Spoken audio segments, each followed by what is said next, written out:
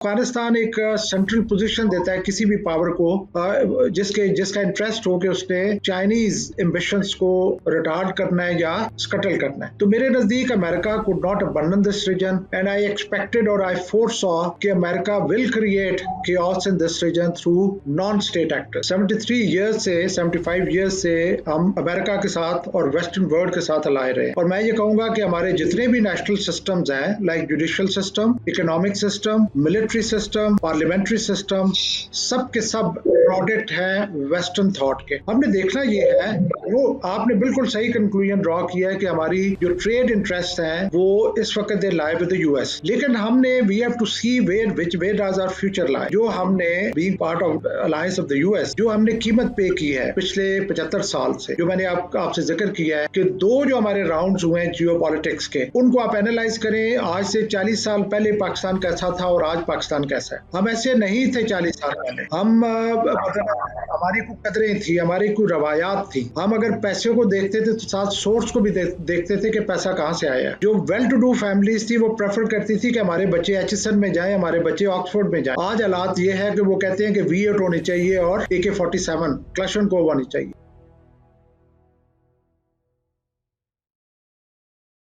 Watch Federal Post. Bold and independent. अस्सलाम वालेकुम, मैं हूं हसन जफर और आप देख रहे हैं फेडरल पोस्ट। हमारे साथ आज मौजूद हैं पाकिस्तान आर्मी से retired major general doctor Samraiz Salik साहब। अस्सलाम वालेकुम डॉक्टर साहब, welcome to Federal Post. Doctor Hasan Zafar, thank you very much, आपने मुझे ये अपॉर्चुनिटी दी। My pleasure. मैं ज़रा थोड़े आपके तारुफ में कुछ ऐड कर दूं हमारे देखने वालों के लिए। डॉक्टर साहब की PhD है strategic security management of CPAC में, और इनकी एक किताब है फाइटिंग शैडोज जो कि 2019 में आई और national defence university MRI national defence university ने उसे पब्लिश किया। ये किताब थी पाकिस्तान वॉर ऑन टेरर पे कि पाकिस्तान ने जो दहशतगर्दी के खिलाफ अपनी जंग है उसे कैसे जीता था। सो डॉक्टर साहब, इसी बात से हम जरा अपना आगाज करते हैं आज की डिस्कशन का। नंबर 1 तो हमारे सामने है इस वक्त पाकिस्तान के security challenges.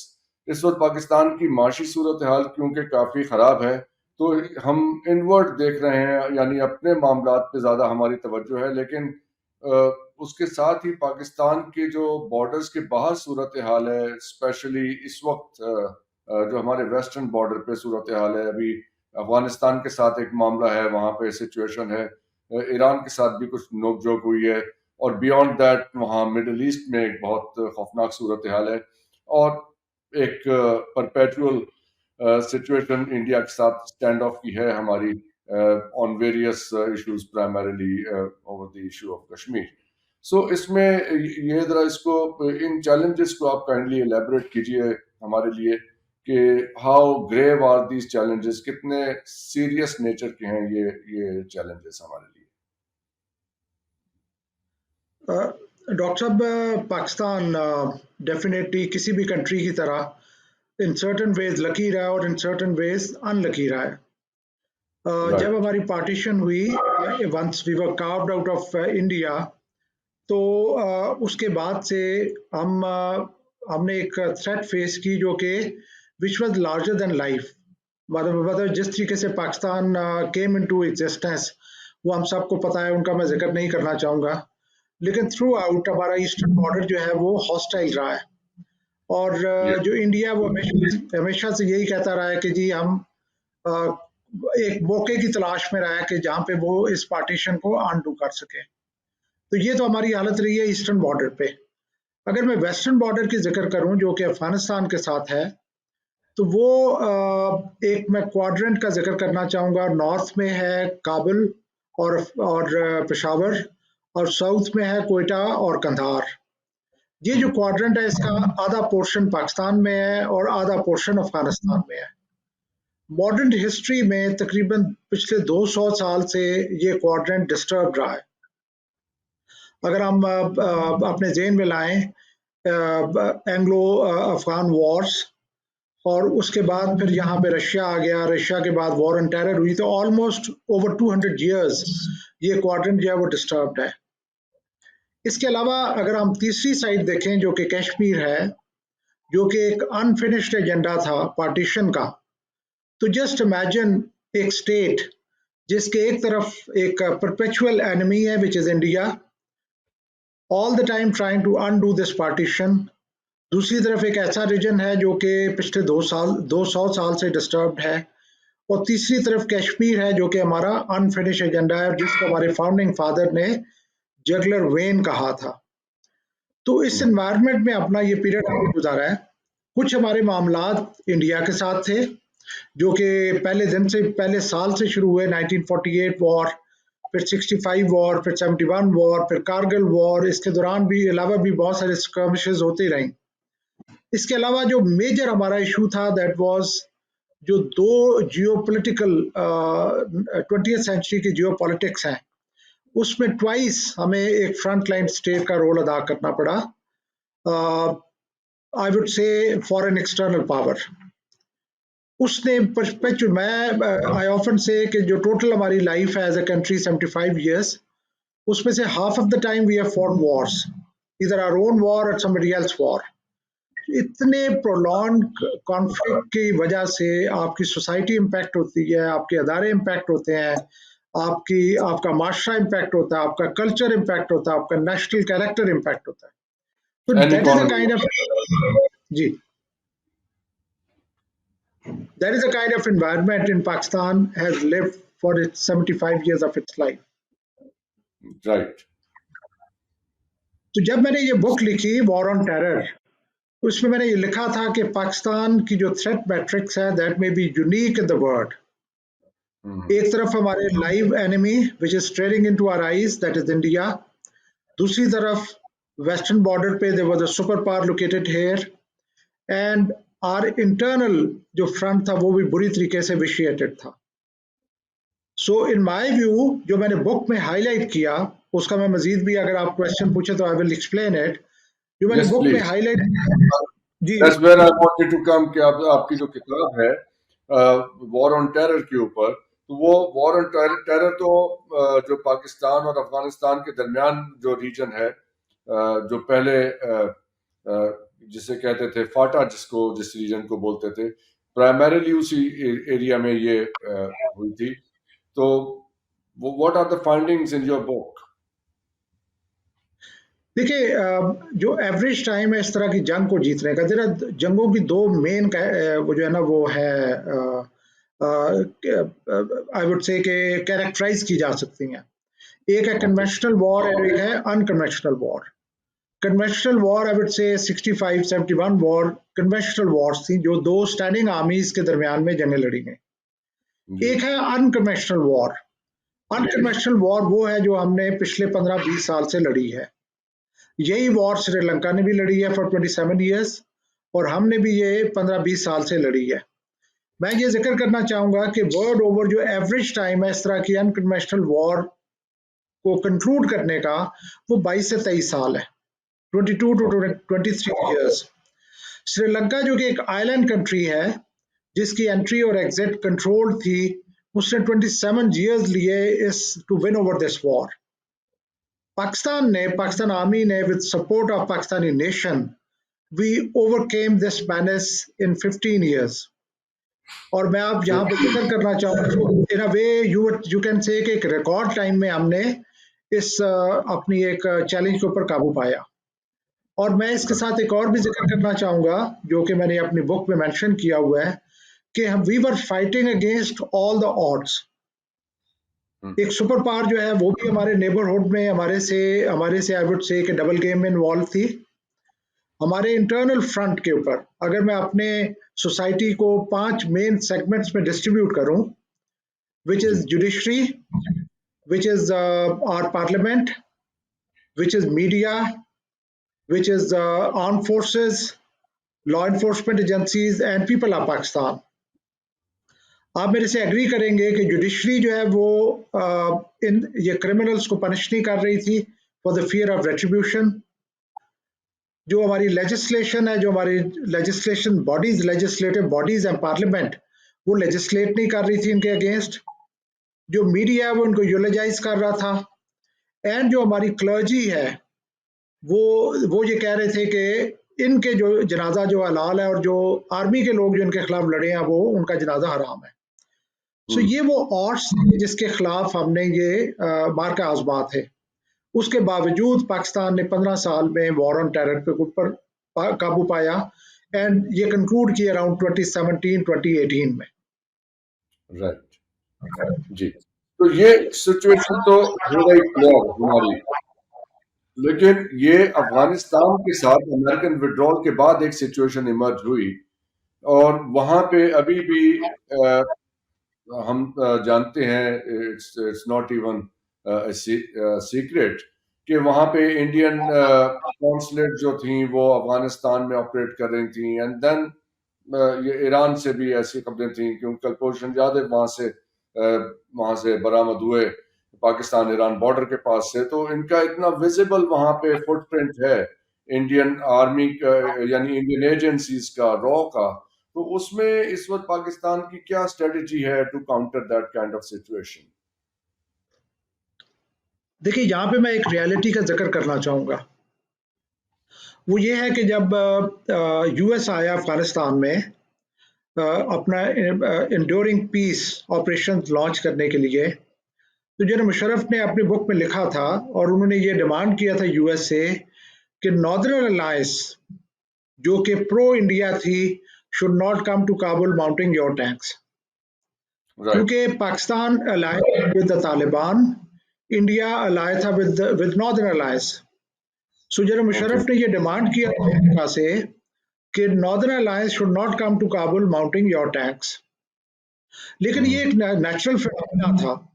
America had to side with a party which was enemy with Taliban, क्योंकि America was fighting the Taliban. तो America had to ally with northern alliance.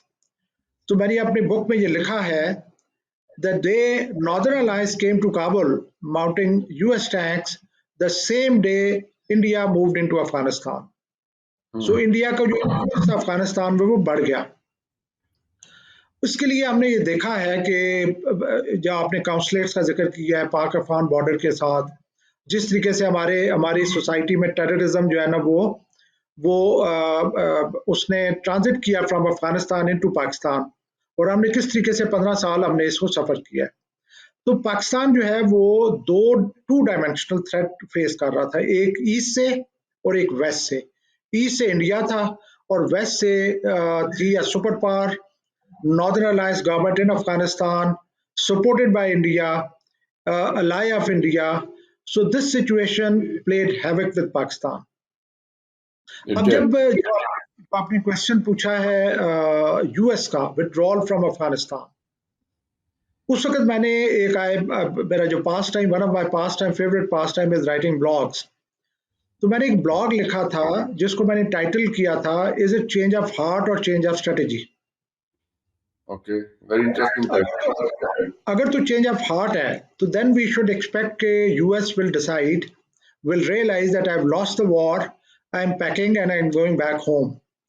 लेकिन अगर चेंज ऑफ स्ट्रेटेजी है तो उस सूरत में होगी कि अगर यूएस कहे कि मेरे interest in this region, my objectives in this region are still there, they are intact, I can not delink from this region, so US decides कि मैं अपने ऑब्जेक्टिव्स और अपने इंटरेस्ट को सर्व करूंगा through different means, through a different strategy.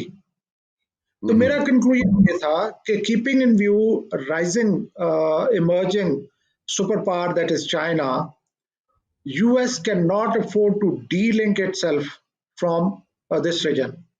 US cannot abandon this region because देखें अफगानिस्तान जो है उसकी सेंट्रल पोजीशन है, उसके साउथ में और उसके यू कैन से उसके ईस्ट में CPAC गुजर रहा है which is the number 1 corridor of BRI, और उसके वेस्ट में न्यू यूरेशियन लैंड ब्रिज गुजर रहा है विच पासिस थ्रू कजाकिस्तान, जो कि सेकंड बेस्ट कॉरिडोर है BRI का।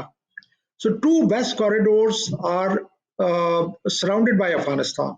तो अफगानिस्तान एक सेंट्रल पोजीशन देता है किसी भी पावर को जिसका इंटरेस्ट हो कि उसने चाइनीज एम्बिशंस को रिटार्ड करना है या स्कटल करना है।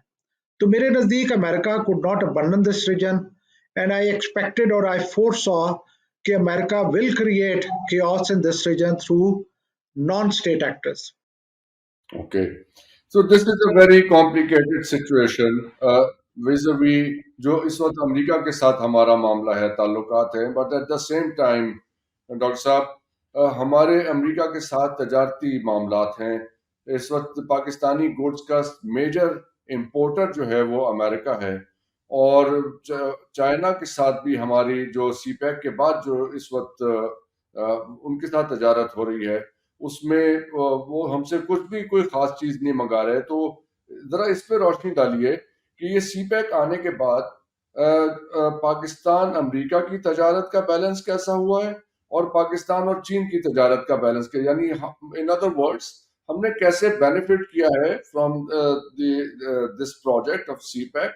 10 साल हो गए हैं इस प्रोजेक्ट को जारी हुए हुए। देखिए डॉक्टर साहब, हिस्टोरिकली हम अमेरिका के साथ अलाय रहे हैं। 73 ईयर्स से 75 ईयर्स से हम अमेरिका के साथ और वेस्टर्न वर्ल्ड के साथ अलाय रहे हैं।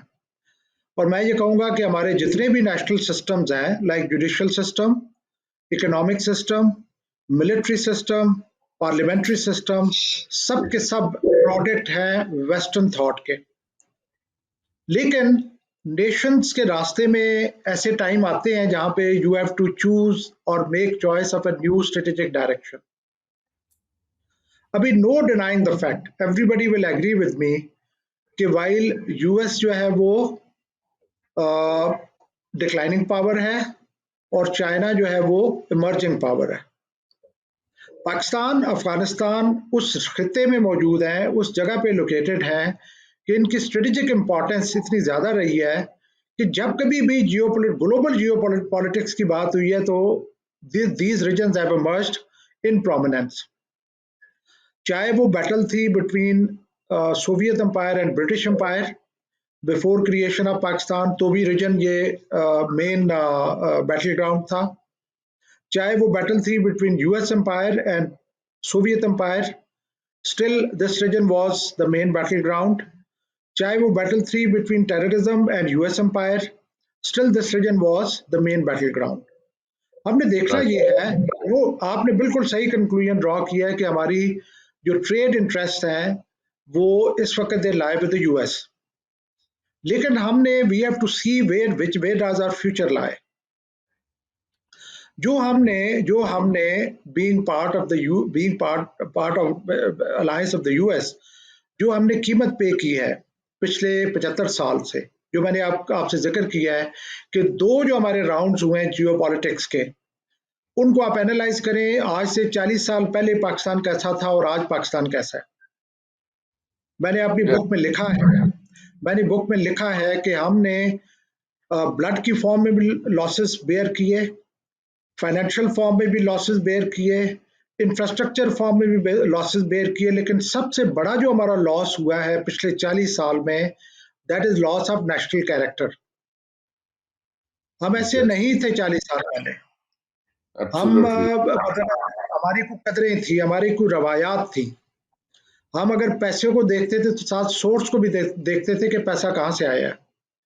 जो वेल टू डू फैमिलीज थी वो प्रेफर करती थी कि हमारे बच्चे एचएसएन में जाएं, हमारे बच्चे ऑक्सफोर्ड में जाएं।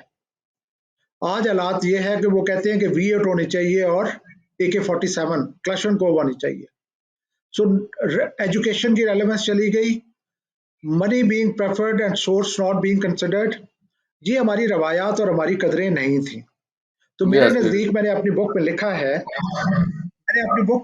कि वाइल ब्लड भी रिकवर हो जाएगा, इंफ्रास्ट्रक्चर भी रिकवर हो जाएगा, फाइनेंशियल भी रिकवर हो जाएगा, लेकिन नेशनल कैरेक्टर को रिकवर करना will be a daunting task. अब जबकि फ्यूचर हमें बता रहा है कि the focus lies in the east. 21st century कही जा रही है कि एशियन सेंचुरी है। China is emerging as a superpower. The power is shifting from west to east. the world is transiting from liberal order to a realist order.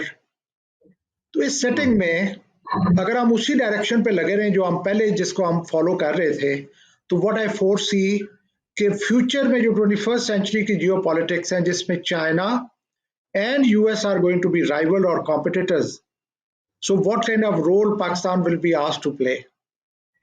Will we play the same dirty role जो हमने पहले play किया to geopolitical games में, या हम एक different role play करेंगे? Why I promote CPAC कि मेरे नज़दीक इससे पहले जो हम जिस ट्रैक पे चल रहे थे, that is vis-a-vis 20th century geopolitics, those tracks were of fighting, mayhem, destruction. CPAC is a track of growth and development. So I say, Right. even if we achieve, even if God forsake we achieve zero on CPAC, while moving on the track of growth and development, still we are saving that 40% that we are losing because of fighting. Yeah. So मैंने अपने PhD में मैंने ये पूरा एक मेरा chapter था कि how South Asia as a whole इसने सफ़र किया है प्रोलॉन्ग कॉन्फ्लिक्ट की वजह से, एंड पर्टिकुलरली पाकिस्तान और अफगानिस्तान ने सफ़र किया है प्रोलॉन्ग कॉन्फ्लिक्ट की वजह से. मैं हमेशा ये कहता रहा हूँ, the world should give us a break so that we can get to the track of growth and development for the betterment of people of this region. Dr. Saab, the world doesn't seem to be giving us a break. तो वो situation ये है कि world financial system जो है वो तो सारा वेस्ट के हाथ में है, प्राइमरीली अमेरिका के हाथ में है, और इससे उन्हें ट्रेमेंडस कैपेबिलिटी मिलती है आर्म ट्विस्टिंग की. वो हमारा बाजू जब चाहे मरोड़ सकते हैं. अभी जबकि हम कैश स्टार्व्ड हैं, यानी हमारे पास कैश नहीं है और आईएमएफ से मांगने जा रहे हैं, तो दे आर डिक्टेटिंग टर्म्स. और उस टर्म्स के अंदर एक सिचुएशन ये भी है कि हमारे डिफेंस बजट की बहुत बातें होती हैं कि हमारा defence budget out of proportion है from the GDP, from the national income. But nobody is thinking कि जो पिछले 3 सालों में डॉलर डिवैल्यू हुआ है उससे हमारे बजट पे क्या असर पड़ा है, और कितना बजट जो है हिंदुस्तान का कई गुना, यानी जो रेशो 1:4 था, अब इस वक्त हमारे और उनके बजट में 1:14 का फर्क आ गया है ये पिछले ही चंद सालों में. How do you see these situations link together, the world financial system, IMF and world bank, हमारे चाइना के साथ इंटरेस्ट, हमारा अमेरिका के साथ इंटरेस्ट, या जो भी कह लीजिए dependency? How can we balance this out in the coming in the short term, let's say short term, जैसे भी आप चाहें डिफाइन कर लें. डॉक्टर साहब देखें, मैं एक कॉन्टेक्स्ट आपको देना चाहूँगा. The world is in transition और सो इज आवर रीजन. और जब ट्रांजिशन के टाइम होते हैं, दे आर ऑलवेज चैलेंजिंग, क्योंकि आप ट्रांजिट कर रहे होते हैं वन स्टेट ऑफ इक्विलिब्रियम से to another state of equilibrium. ये जो टाइम है ये दुनिया के लिए भी चैलेंजिंग है, ये पाकिस्तान के लिए भी चैलेंजिंग है, हमारे रीजन के लिए भी चैलेंजिंग है. जब चाइना एक इमर्ज हो रही है सुपर पावर, तो आपने you might have heard about 3C डायडीज ट्रैप, which says कि जब एक established power is challenged by an emerging power, so there is likelihood of a war. और जो 15 या 16 दफ़ा जब ये चेंज ओवर हुई है ग्लोबल हिस्ट्री में, उसमें से 11 या 12 दफ़ा जंगें हुई हैं. तो अब the world is passing through a transition where power is shifting, where focus is shifting, where an emerging power is challenging the established power in its hegemony. So इस ट्रांजिशन में there are challenges, इस पर कोई शक नहीं है. पाकिस्तान के लिए भी इक्वल चैलेंजेस हैं. पाकिस्तान जो है वो, आपकी बात बिल्कुल बजा है कि यूएस के पास वो वेयर विद ऑल है, where they can twist arm. लेकिन मेरा क्वेश्चन ये है कि ये जितनी भी एड्स हमने ली हैं, जो कुछ भी हमारा 73 इयर्स का जो, या 75 इयर्स का जो अलायंस रही है विद यूएस, हम आज किस जगह पे खड़े हैं? अगर आप एक प्रॉस्परस स्टेट होते, अगर हमारा डॉलर जो 50 रुपए पे होता, तो मैं कुछ कहता कि yes, they have done something sincerely for us.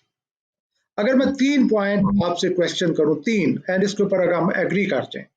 Number 1, मैं पहले ही कह चुका हूं कि यूएस एक डिक्लाइनिंग पावर है और चाइना एक इमर्जिंग पावर है। नंबर 2, Yes, यूएस एक डिस्टेंट पावर है, चाइना आपका नेबर है। Number 3, absolutely. China has been with you through thick and thin, and US has always used you and dumped you. उन्होंने जी Russia क्या के बाद भी डंप किया, हम ये उन्होंने तीनों सवालों ओके। नाउ इन 3 चीजों के होते हुए आप ये बताएं कि an intelligent person will choose which direction. लेकिन having understandable said that, I do not deny कि इसमें चैलेंजेस हैं और चैलेंजेस होंगे। अगर अगर पिछले 2 साल में, 3 साल में जो कुछ हुआ है पाकिस्तान में, अगर डॉलर 50 रुपए पे आ चुका होता तो आई वुड हैव सेड कि चलें कुछ तो हमने गेन किया। लेकिन इशू ये है कि हमने, we are losing on every account. मैंने अपनी बुक में लिखा था कि 3 चीजें बहुत खूबसूरती से कन्वर्ज हुई हैं for future of Pakistan. Number 1, अब now I am talking of 17-18 around that time. Number 1, हमने टेररिज्म पे काबू पा लिया। Number 2, a good opportunity of CPAC came on the horizon. Number 3, हम एक बेहतर फॉर्म ऑफ गवर्नमेंट में ट्रांजिट कर रहे थे। आप देखें कि पिछले 3-4 साल में रिवर्स गियर लगा है तीनों पे।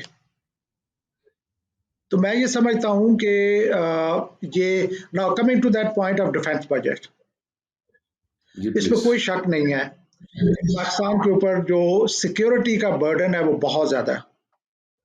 चूंकि हमारा किटी नहीं बड़ा हो रहा, हमारा पाए नहीं बड़ा हो रहा, तो वो security burden is increasing and it is becoming unbearable. लेकिन इशू ये है कि अनलेस यू आर सिक्योर, तो आपका तो जो कुछ आपके पास है वो भी सेफ नहीं है, even that can go.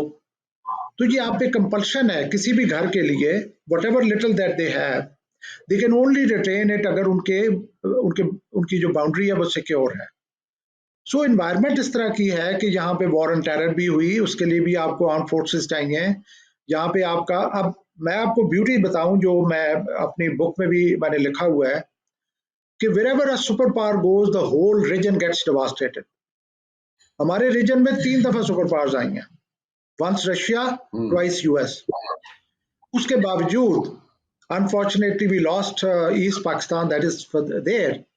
But ये जो सुपर पावर्स की एंट्री थी आफ्टर लूजिंग ईस्ट पाकिस्तान, इसके रिजल्ट में we haven't lost an inch of Pakistan.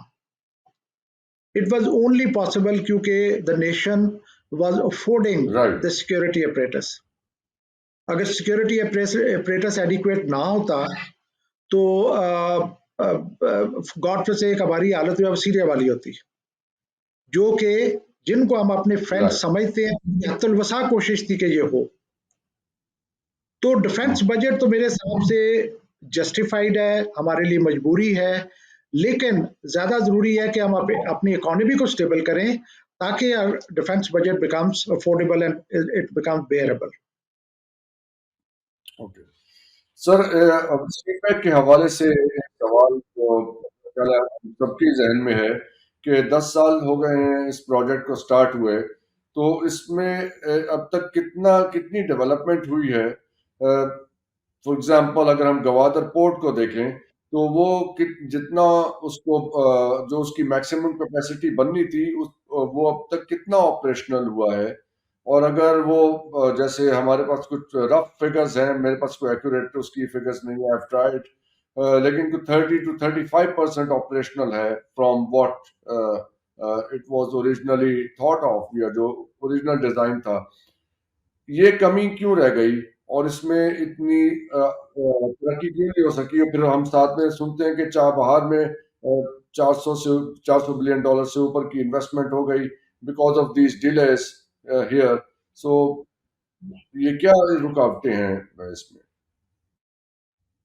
देखिए, जो सीपैक है, सीपैक डेफिनेटली हमारे लिए बहुत अच्छी अपॉर्चुनिटी थी, लेकिन मैं आपको बताऊं कि पाकिस्तान ने एज अ नेशन, जाहिर हमारे लीडरशिप ने हमारे से काम करवाने होते हैं, जो भी जिस किसी भी तैयारी होती है, जी पाकिस्तान ने एज ए नेशन इस अपॉर्चुनिटी के लिए अपने आप को तैयार नहीं किया। ओके मैं आपको बताऊंगा कि अगर मैं चाइना की बात करूं तो ये सीपैक के ऊपर जो हमारी एक्टिविटी शुरू है या जो अंडर द सरफेस जो काम शुरू था वो पिछले 2 डिकेड से, rather now I would say 3 decade से शुरू था, फ्रॉम नाउ ऑन अगर मैं बैकवर्ड जाऊं तो। And Andrew Small called it as cooperation in shadows, कि चाइना और पाकिस्तान इन शैडोज ये काम कर रहे थे।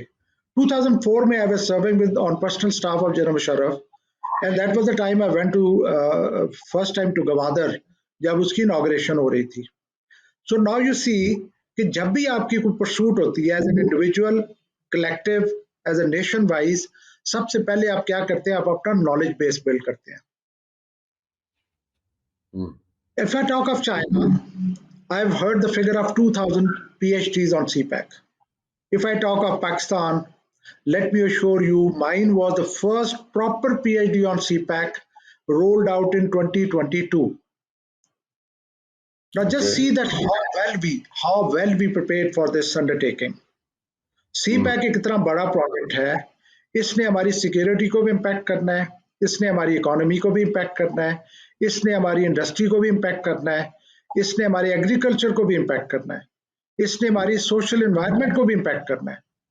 तो चूंकि हमने अपनी तैयारी नहीं की, तो हम नेगोशिएशन में इतने अच्छे नहीं थे, तो फिर हम वी स्टार्टेड ब्लेमिंग चाइना कि उन्होंने हमारे से the agreements tilted in their favour. अगर हमने अपनी तैयारी नहीं की तो how can I blame the other person?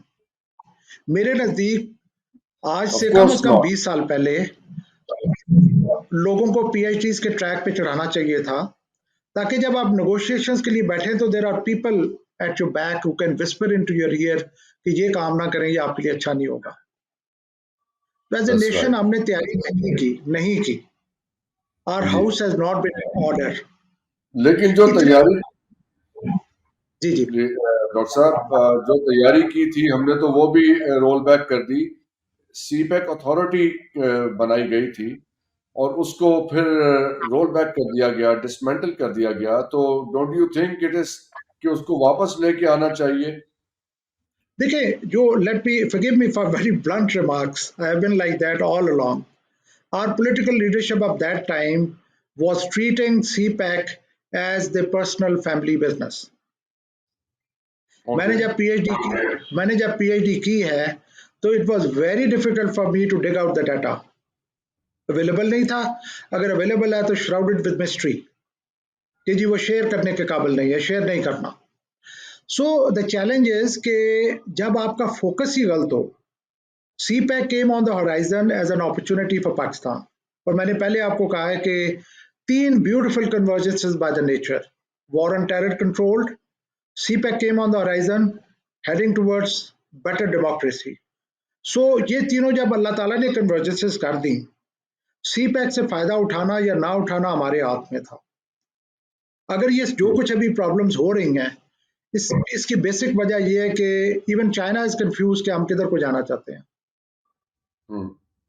So, as far as CPAC is concerned, मेरे नज़दीक मैं हमेशा कहता हूँ कि अल्लाह ताला he sends down the opportunity. He does not come down himself to fix the nuts and bolts of that opportunity. वो हमारा काम है और nuts and bolts को fix करना। Yes. अब एक बहुत इम्पोर्टेंट सूरत हाल है डॉक्टर साहब, वो ये कि गिलगित बल्तिस्तान का जो स्टेटस है इस वक्त वो डिफाइंड नहीं है, और वहाँ पे जो इस वक्त पावर प्रोजेक्ट्स भी हैं जो सीपैक का, आई डोंट नो कि वो सीपैक का हिस्सा थे, तो वो नेशनल ग्रिड में नहीं आ सकते because of the status of the territory. तो इस बारे में क्या आपकी एडवाइस होगी कि क्या करना चाहिए? क्या उसको सूबे का दर्जा देना चाहिए, रियासत का दर्जा? कैसे इसको इस मसले को हल करें? What's the solution? अच्छा, जो पिछली आपने क्वेश्चन किया था उसमें एक चीज रह गई जिसका मैं जिक्र करना चाहूंगा। सीपैक के जो वो 3 मेन फेजेस।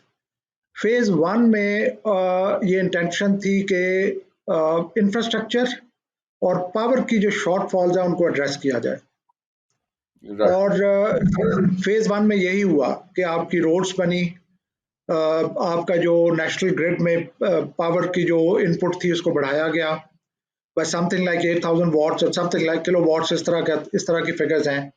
सो पहला जो था फेज पहला जो फेज था उसमें ये दो की जो शॉर्ट फॉल्स थे, इनएडिक्वेसीज उनको एड्रेस करना था, that is infrastructure and power shortages. Second जो फेज था उसमें हमें उसका जो बेनिफिट्स हैं, those were to trickle down to the dining table of a common man. That was through imports, that was exports, that was through SEZs जो कि special economic zone बनने थे, that was through other developments. लेकिन चूंकि ये इसमें चीज़ें हमारी पॉलिटिकल इंस्टेबिलिटी बीच में आ गई और हम उस स्पीड पे नहीं मूव कर सके जिस स्पीड पे हमें करना चाहिए था। Let me share with you 2015 में हमने पहला कॉन्वॉय चलाया था from Khunjerab till Gwadar as a test convoy of the containers कि वी कैन डू इट। आप इमेजिन करें 2015 से आज हम 20 almost we are into 2024, almost 10 years have gone। इस प्रोसेस में अगर उसी स्पीड पे चीज़ें चल रही होती तो यू कैन इमेजिन कि आज किस हालत में होता। लेकिन चूंकि वी हैव बीन डिलिंग डालिंग कि हमने इधर जाना है, हमने उधर जाना है, हमने इधर जाना है, हमने उधर जाना है, तो इसलिए we have not been able to reap the benefits of CPEC. Right. और ये सारी आप जो बता रहे हैं कि जो अनसर्टेनिटी, इनडिसाइसिवनेस, उसके पीछे ये बात समझ में आती है, जैसे आपने पहले कहा कि हमारे पास अगर उसके बारे में, उसके लिए हमारे पास 10, 15, 20 अच्छे स्ट्रॉन्ग पीएचडीज होते तो वो हमें कॉन्फिडेंस देते हैं कि जी अब आप ये काम कर लीजिए। यानी हमारे पास कोई उसकी पीछे उसका बैकअप ही मौजूद नहीं था to move forward. Is that what I correctly understand? Doctor साहब देखिए ना, जब आपने अगर तैयारी की हुई है तो you will be moving by a plan, और अगर आपने तैयारी Yeah. नहीं की हुई तो यू विल बी रिएक्टिव। जब एक चीज Good. आएगी, ब्रिज आएगा, आप क्रॉस करेंगे, आगे एक और ब्रिज आ जाएगा। इफ यू रिकॉल, क्या ऐसा नहीं हुआ था कि हमें फिक्र पड़ गई कि चाइनीज जो है ना वो वहां पे जहाँ पे लैंड खरीद रहे हैं, उसके ऊपर आपने इसको स्टॉप किया, वो रिएक्टिव। फिर आपको पता चला चाइनीज हमारी बच्चियों से शादियां करना शुरू हो गए हैं, उसको आपने बंद बांधा। सो द पॉइंट इज, चूंकि आप अपना होमवर्क आपने नहीं किया हुआ था, तो you were not moving by plan, you were rather reactive to the situation कि ये हो गया, ये कर Yes. लो, ये हो गया, ये कर लो। अब ना इशू ये है कि जब आपको नजर आ रहा है कि CPEC is emerging opportunity, आपकी कॉटेज इंडस्ट्री इफेक्ट होगी, तो you have to make some plan. आपकी सिक्योरिटी Hmm. इम्पैक्ट होगी, you have to make some plan. आपकी इकोनॉमी Yes. इम्पैक्ट होगी, you have to make some plan. So they were in the non-existence of plans, we were merely in the reactive mode, and we could Hmm. not benefit above that। सबसे ऊपर बड़ा overhang lack of clarity कि हमने जाना किधर है। जी। तो इस वजह से आप सीपैक से उस तरीके से बेनिफिट नहीं उठा सके जो आपके आप। मैं अगले दिन I was at a seminar, so I use my own term, MAD। MAD is used as mutually assured destruction।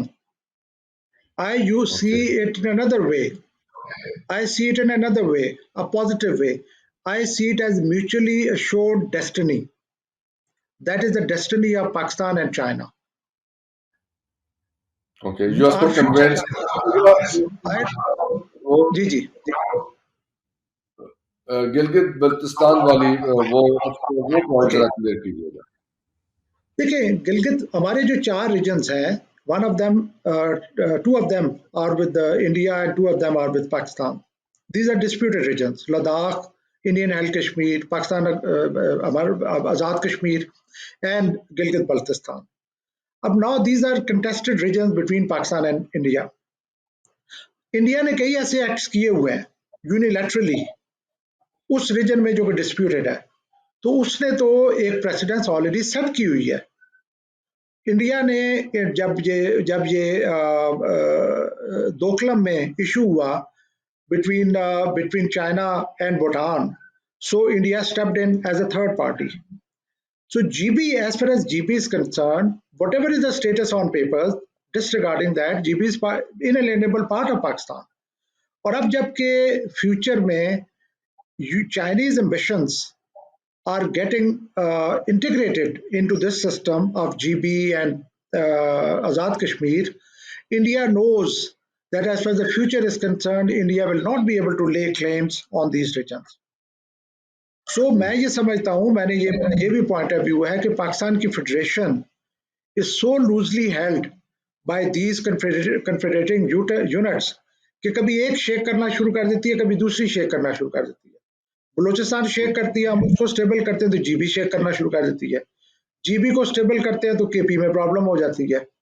तो मेरा ये पॉइंट ऑफ व्यू था कि CPAC is going to perform the role of a solidifying beam in the structure of Pakistan.